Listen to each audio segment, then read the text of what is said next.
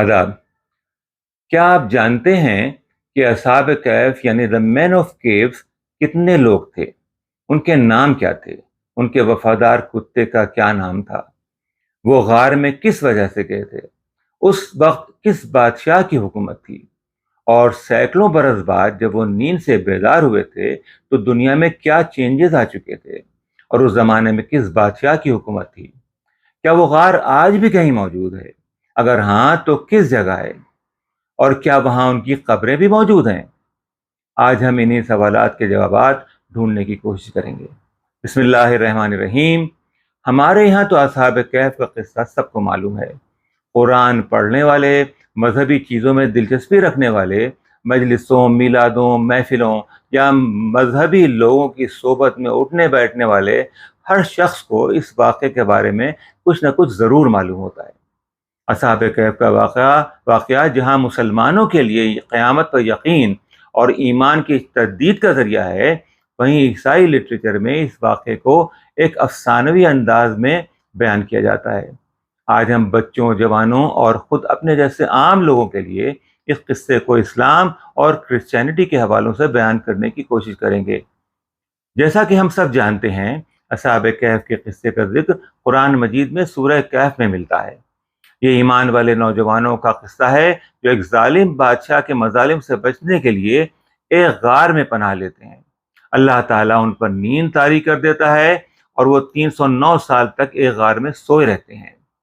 ईसाई हजरात इन लोगों को the seven slippers of the cave और the companion of the cave कहते हैं।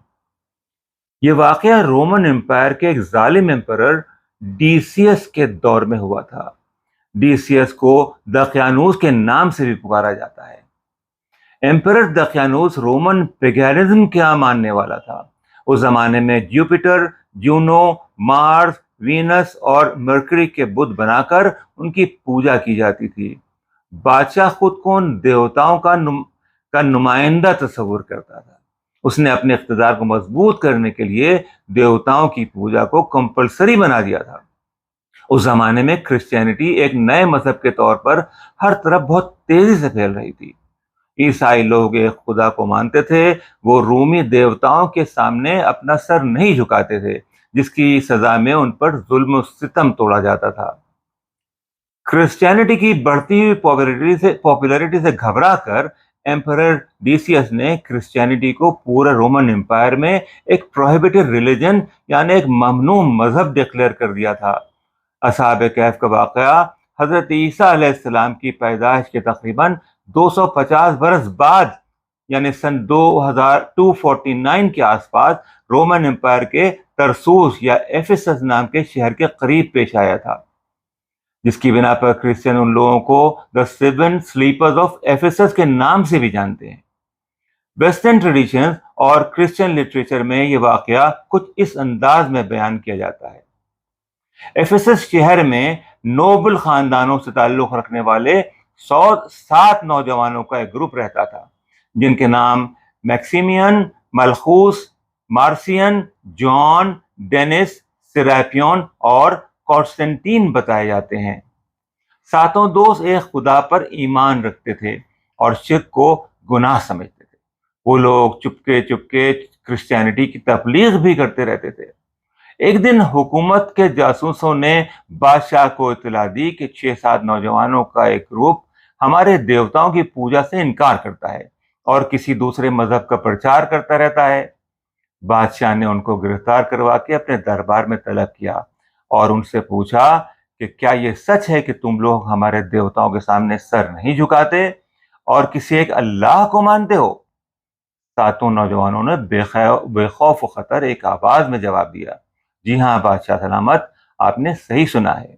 हम इस ईसाई मजहब इख्तियार कर चुके हैं, जहाँ सिर्फ एक अल्लाह की इबादत की जाती है। बादशाह ने गुस्से में उनसे कहा, ऐ नाफरमानो, मैं तुमको हुक्म देता हूँ कि फौरन अपने सरों को हमारे देवताओं के आगे झुकाकर सिर्फ और सिर्फ इनकी इबादत का इकरार करो। अगर ऐसा नहीं किया तो तुम सबको सूली पर लटका दिया जाएगा। यह हुक्म सुनते ही दरबार में मौजूद तमाम वजीर रहम कीजिए की दुआई लगाते हुए बादशाह के कदमों पर गिर गए اور بادشاہ سے درخواست کی کہ ہم کو بس 1 دن کی مہلت عطا کر دی جائے، ہم ان کو سمجھا بجھا کر راہ راست پر لے آئیں گے۔ بادشاہ نے وزیروں کی درخواست قبول کرتے ہوئے ان کو 1 دن کی مہلت دے دی۔ وہ نوجوان سمجھ گئے تھے کہ اب ان کے پاس صرف 2 ہی راستے بچے ہیں، یا تو تخت دار پر چڑھ جایا جائے یا ترک وطن کر لیں۔ آپسی مشورے کے بعد ان 7 نوجوانوں نے وطن سے ہجرت کرنے کا فیصلہ کر لیا۔ رات کی تاریکی میں اپنے وفادار کتے کتمیر کو ساتھ لیا اور 7 دوست کسی نامعلوم منزل کی طرف روانہ ہو گئے۔ اونچے نیچے پہاڑی راستوں پر بادشاہ کے سپاہیوں سے چھپتے چھپاتے بچتے بچاتے کئی میل کا سفر طے کر لیا۔ تھک ہار کر ایک جگہ رک گئے۔ سامنے غار کا دہانہ نظر آیا۔ طے پایا کہ چلو رات یہیں گزار لیتے ہیں، صبح سوچیں گے کہ کس سمت روانہ ہونا ہے۔ غار میں داخل ہوتے ہی ان نوجوانوں پر گہری نیند طاری ہو گئی۔ ان کا کتا کتمیر بھی غار کے دہانے پر پہرا دیتا رہا اور تھوڑی دیر بعد وہ بھی سو گیا۔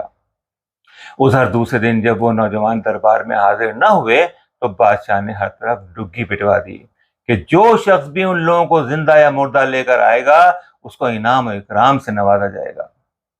ایک عرصہ دراز تک ان کو ہر طرف ڈھونڈا جاتا رہا لیکن کچھ اتا پتہ نہ ملا۔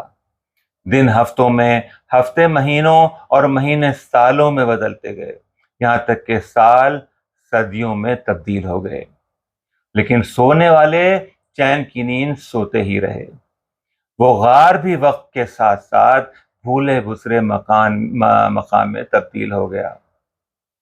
یہ سن 558 کی بات ہے کہ ٹھیک 309 برس تک نیند کی آغوش میں ہچکولے لینے والے یہ نوجوان اچانک ایک صبح نیند سے بیدار ہو گئے۔ اب ایمپرر تھیوڈوسس II کا دور تھا۔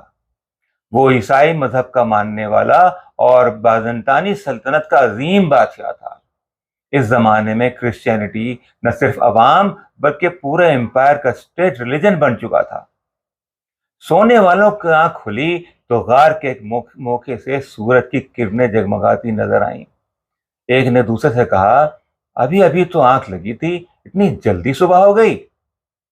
جاگتے ہی بھوک پیاس کا بھی احساس ہوا۔ اس میں سے ایک نوجوان سے کہا گیا کہ ذرا باہر جا کے تو دیکھو، شاید آس پاس کوئی بستی ہو جہاں کچھ کھانے پینے کا سامان مل سکے، اور ہاں دیکھو، خیال رکھنا کہ تم پر کسی سپاہی کی نظر نہ پڑنے پائے، اور اگر کوئی شخص پوچھے بھی تو اپنا نام قطعی نہ بتانا۔ وہ نوجوان دبے پاؤں روانہ ہوا۔ کچھ دور چل کر ایک بستی میں پہنچا تو حیران رہ گیا۔ جگہ جگہ چرچ نظر آ رہے تھے، ہر طرف اونچے اونچے ہولی کراس نصب ہیں۔ ایک نانوائی کی دکان سے کچھ روٹیاں خریدیں اور بدلے میں جیب سے ایک سونے کا سکہ نکال کر دے دیا۔ دکاندار نے حیرت سے جوانوں کو دیکھتے ہوئے کہا، کیا کسی اور ملک سے آئے ہو؟ یہاں کا سکہ دو۔ نوجوان نے سکے پر بنی بادشاہ دیسیس کی تصویر دکھاتے ہوئے دکاندار سے کہا، ارے یہی تو ہمارے بادشاہ ہیں، یہی سکہ تو چلتا ہے نا۔ بحث مباحثے کی وجہ سے وہاں ایک بھیڑ جمع ہو گئی۔ سب لوگ حیرت سے کبھی سکے کو دیکھتے اور کبھی اس نوجوان کو۔ بڑھتی بھیڑ کو دیکھ کر پولیس والے بھی آن پہنچے۔ پولیس والے اس نوجوان کو پکڑ کر حاکم شہر کے پاس لے گئے۔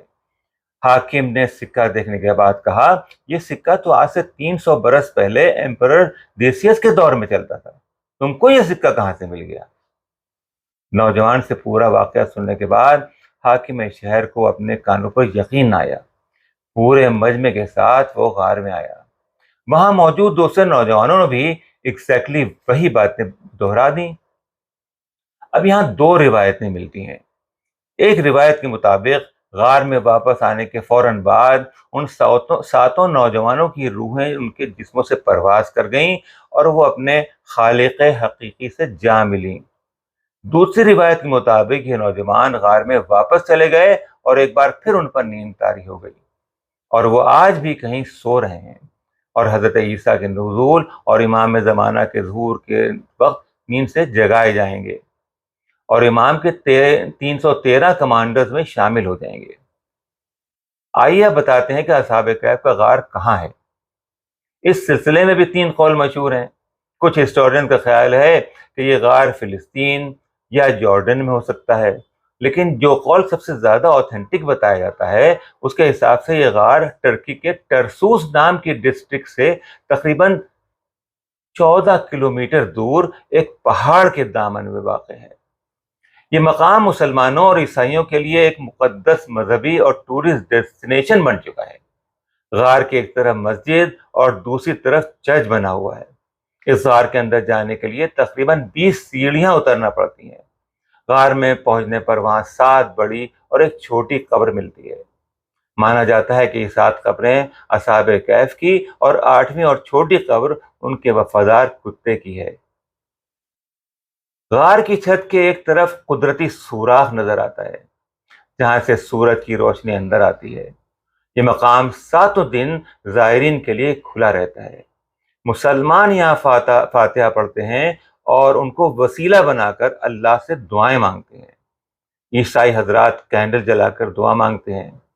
Catholic church, eastern orthodox church اور اورینٹل آرتھوڈاکس چرچ ان کی یاد میں ہر برس 27 جولائی، 4 اگست اور 22 اکتوبر کو ایک بڑے فیسٹ کی طرح مناتے ہیں۔ اب یہ ایپیسوڈ یہیں ختم ہوتا ہے۔ امید ہے آپ کو پسند آیا ہوگا۔ اب رخصت لیتے ہیں۔ ہمیشہ خوش رہیے۔ خدا حافظ۔